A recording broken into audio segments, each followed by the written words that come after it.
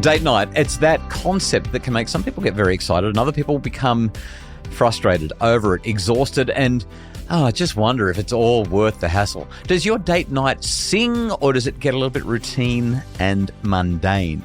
This is the Happy Families podcast, and after the break, it's our I'll Do Better Tomorrow Friday episode where we unpack the week that was, what's working, what's not, how can we make our family happier. It's an insight into the life of the Coulsons in the hope that it will give you some inspo to make your family life better. Right after the break, the latest on date night, plus one of those conversations that you have with your children that joins dots and changes your relationship. Stay with us. Hello, welcome to the Happy Families podcast, where you get real parenting solutions every single day. It's Australia's most downloaded parenting podcast. We are Justin and Kylie Coulson. Kylie, today we take a peek behind the curtain, have a look at what's working and what's not working. I just want to highlight before we get stuck into it, my book comes out in 11 days. Not next Friday, but the Tuesday after that. Boys will be on the shelves. You can still pre-order right now via booktopia.com.au. When you do that, if you then go to happyfamilies.com.au and put in your details, what we do is we give you a whole bunch of freebies, and those freebies are pretty darn cool. They include free access to an invite-only Ask Me Anything that will be happening the day the book comes out. In addition to the Ask Me Anything, you'll also receive Boys, the Emergency Audio Guide. Instant access will come to you for that.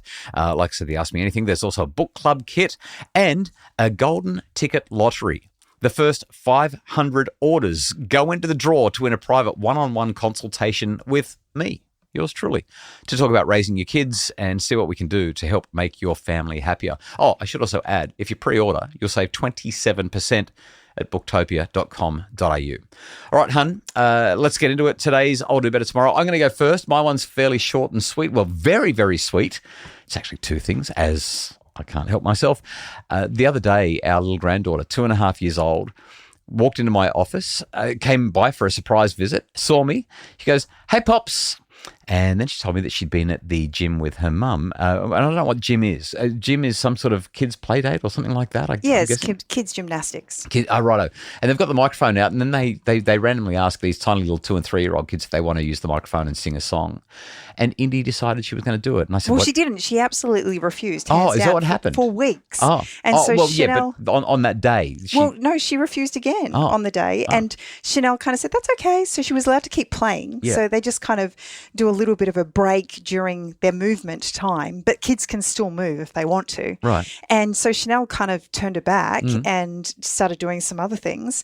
And then she realized Indy wasn't with her, and she kind of was like, what's going on? Like, she couldn't find her anywhere on any of the equipment. And she went around the corner, and Indy was literally right in front of the microphone singing at the top of her lungs. Right. And so I asked Indy what she had sung, and she sang it to me. And I said, that is so cool. Can we record you singing that? And can you sing it one more time? And she sat in front of my microphone right here in the podcast studio. And forgive me, I know it's self-indulgent. I know that you don't necessarily really want to hear someone else's 2.5-year-old sing, but oh my goodness, the cuteness factor is off the charts. Check this out.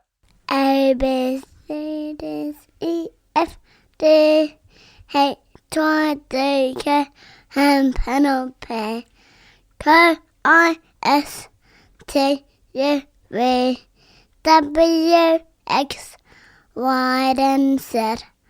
Now my ABCs. Next time I do sing with me. Kylie, my heart feels like it is going to explode. Like, seriously. Well, you think that's cute. Cuteness overload. This was a surprise visit. We had no idea that she was showing up. Yeah. She walked in the door. The kids heard her, and she was like, Lolly. For those who are new to the pod, Kylie is Lolly and I am Pops. We are Lollipops. And the girls pounced on her, and she was like, no, Lolly, where's Lolly? And I turned around and I gave her a big grin, and she came racing down. And I said, where's Mum? She says, she's gone home. She said I can hang out with you. Right. And I was like, which was not true. That's news to me. When Chanel finally came in after she'd been talking with you, I said, Indy's told me that you told her she could hang out with me today. Yep. And she said, that's not what I said. I reckon she did. I'm just thinking about it. I reckon they set that up. You go in and see Lolly and ask if you can stay. I'm going to talk to Pops in the office for a bit. And she looked at Indy and she said, do you want to stay with Lolly? And she said, yeah. Bye, Mum. Yeah. And literally waved to her and told her to go. All right, so my oldie better tomorrow is just the power of savouring. Proud grandpa moment, all that sort of stuff. But I just wanted to share that with you. My oldie better tomorrow is actually not that. It's a quick story. We have a monthly date night. We used to try and do it weekly. It was just too much. We couldn't keep up. There's 6 kids. There's a business. I'm travelling. There's all of our additional activities and things that we're doing. It was just way too much. But at the start of the year, when we did a reset and worked out what was important to us, we said 1 date night per month. But it can't be banal. It can't be drab. It can't be basic. It can't be let's go and have a meal and watch a movie. We want to do something that's got some spirit of adventure or novelty or newness or excitement to it. So we've had some really nice date nights this year. But on Friday night last week, we're literally going back a week for this. I'll do better tomorrow. You booked something in, didn't tell me what it was. You were so excited for it. I had no clue where we were going. We live on the Sunshine Coast and we're driving out to Nambour, Kylie. Like, I'm thinking, what are we doing in Nambour? Nambour is not known as the hive or the hub of awesome activities on the Sunshine Coast. Well, I was a little bit nervous too because I had never been there before and we were driving in the middle of nowhere, it felt like, and going towards nowhere. We ended up in the middle of an industrial estate and I'm going... And it was pitch black. What's going on? And I was pretty tired. It had been a lot of travel, a lot of stuff going on during the week. And I could see some fairy lights in one of the warehouses or whatever you want to call them in this industrial estate.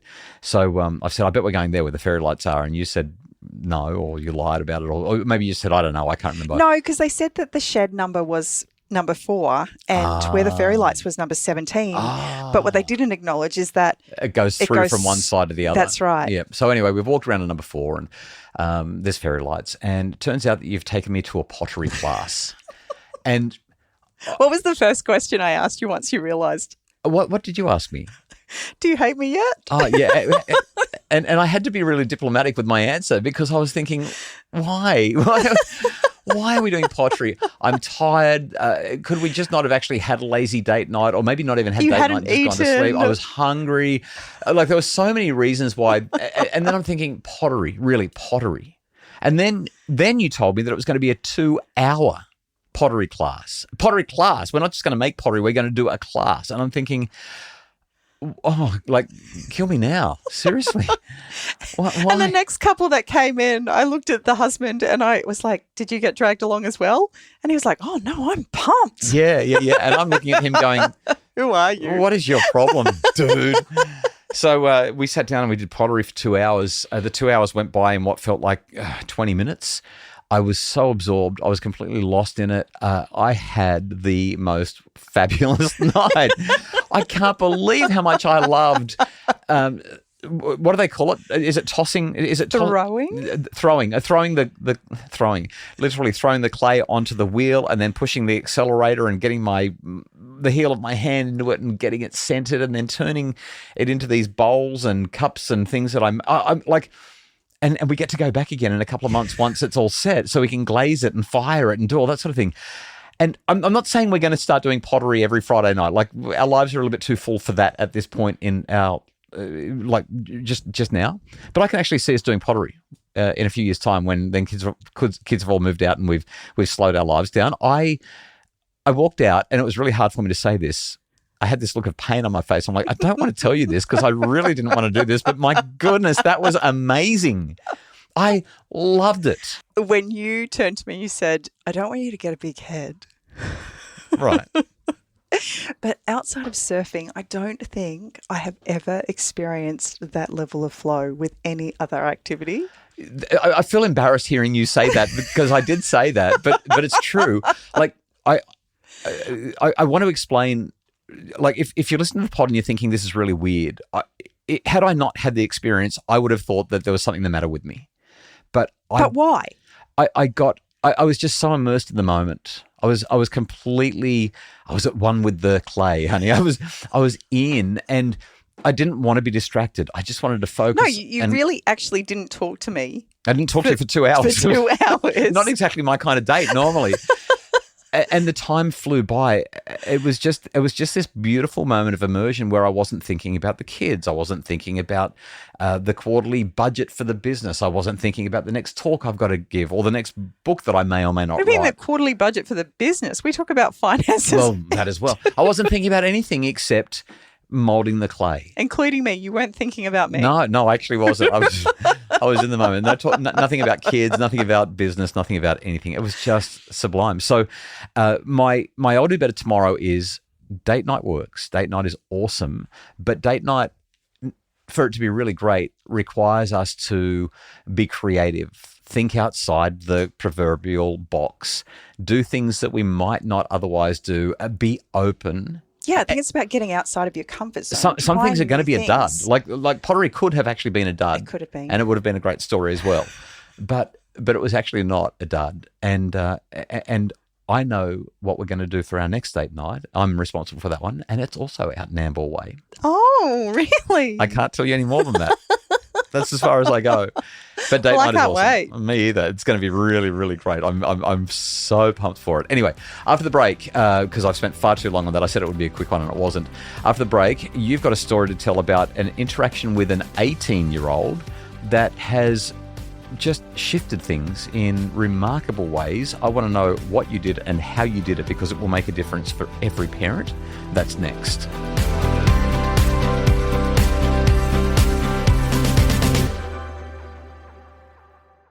This is the Happy Families podcast. Mrs. Happy Families, we would love to know all about this conversation that you have had with our 18-year-old daughter that has had such an impact on you. I try really hard to keep the kids as anonymous as possible, but it's going to be a little bit tricky if I don't use names here because there's different ages that are important to the story. So Annie is our now 18-year-old, and she, the other night she participated in a class that I was teaching all about the importance of women in our lives, and we spoke specifically about women who've had profound influence. And I asked the class if they would share some examples of women and the things that they have done for them that have had such great influence. And I was actually surprised that Annie didn't share. She's usually someone who would participate quite openly. And so as we were driving home that night, I kind of asked her how she felt the class went. She said, Mum, she said, it was a doozy and it was so good. And I said, I was really surprised that you didn't kind of comment. And she said, well, once somebody mentioned their mum, she said, I kind of felt like me saying my mum felt like a bit of a copycat. And I decided that I wouldn't. And she said, I couldn't really think of anyone else. And then as other people started sharing, I realised that there were some women in my life that have been very influential, and she shared a few of them with me. And then she said, and as we're talking now, I actually have just remembered there is one interaction that I had with my eldest sister, Chanel, when I was about 12. And she said, I don't really remember too many interactions with her because there's about 8 years between them. Give or take, yeah. And she said, but this one, she said, this changed me in really profound ways. And so she proceeded to tell me that one night she'd had a big falling out with me. She was really angry. And as most teenage girls do, she kind of had, screamed the house down, ran to her bedroom, slammed the door and proceeded to sob into her pillow. And a few minutes later, our eldest daughter, Chanel, walked in and Annie was still really, really angry, and she kind of screamed at her and told her to get out and leave her alone. She didn't want to talk to her. And so Chanel just sat there patiently with her for a number of minutes before Annie was able to calm down enough that Chanel could ask her a few questions. And in Annie's bedroom was a painting that was painted by one of our neighbours' mothers. It's a picture of me holding Annie as a baby, and it is one of my treasured possessions. I have since learnt that it's one of Annie's as well. And Chanel pointed at that picture with a little 12-year-old angry young girl and said to Annie, what do you see in that picture? And Annie looked at her and she said, it's Mum holding me as a baby. And she said, what else do you see? And she said, no, I don't know. And Chanel said, how is she holding you?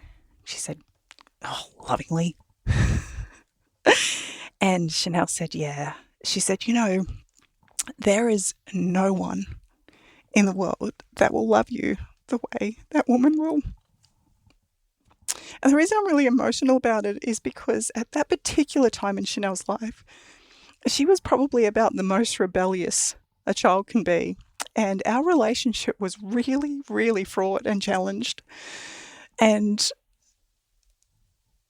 as Annie shared that with me, I was just so overcome, and I'm still overcome by it, because it's just such a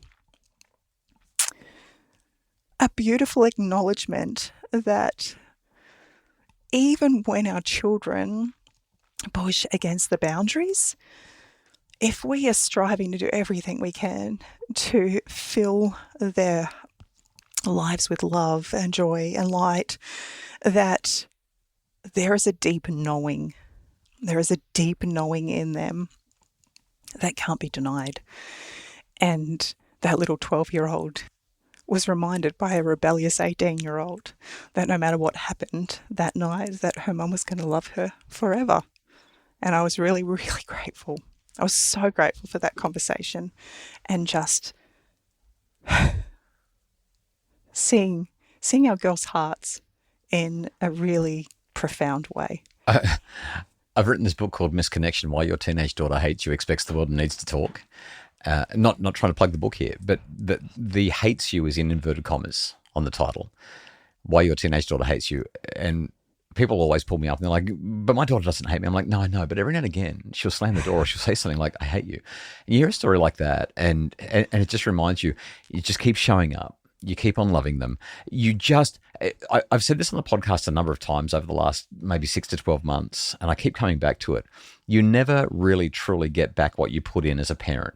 You just don't. And if you expect that you will, if you think that there's going to be some sort of equalization or some sort of transaction where you finally go, oh, it was all worth it. Now I feel like I've been repaid for the years of dedication and for the love and the sacrifice and the early mornings and the late nights and the stress and the worry and the conversations and the expense. It's just not going to happen. Well, give up that's on what it. grandbabies are for. Well, yes, but it's still not payment, right? Like it still doesn't repay you. It's just I can be paid in kisses. It's a new kind of economy. But every now and again you hear one of those stories, and that story that equalizes the relationship in ways. The research shows that being a parent doesn't make you happy. That's what the research actually shows when we look at it the way psychologists are measuring happiness. But what it does is it gives you meaning, and it gives you a richness that is so much more profound than saying, yeah, being a parent makes me happy. And you've just shared that so beautifully. Wouldn't it be great if all the kids would actually tell us those stories in the moments that we need them, and not, I don't know, what is it, 8 years later, something like that.